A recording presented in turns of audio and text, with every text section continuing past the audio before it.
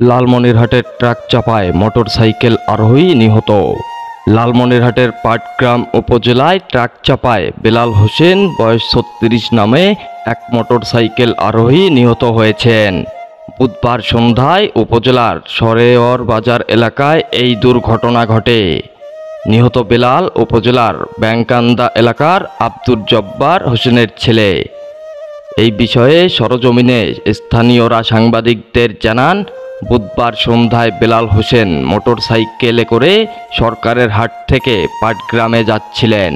পথে বুড়িমারিগামী একটি ট্রাক সরেও বাজার এলাকায় তাকে চাপা দিলে ঘটনাস্থলেই তিনি মৃত্যুবরণ করেন। এই বিষয়ে পাটগ্রাম থানার ভারপ্রাপ্ত কর্মকর্তা ওসি মিজানুর রহমান সাংবাদিকদের বলেন, দুর্ঘটনার খবর পেয়ে আমরা দ্রুত ঘটনাস্থলে পৌঁছাই এবং নিহতের পরিবার অভিযোগের ভিত্তিতে প্রয়োজনীয় আইনগত ব্যবস্থা গ্রহণ করা হবে। এআই রাজীব, খবর, লালমনিরহাট।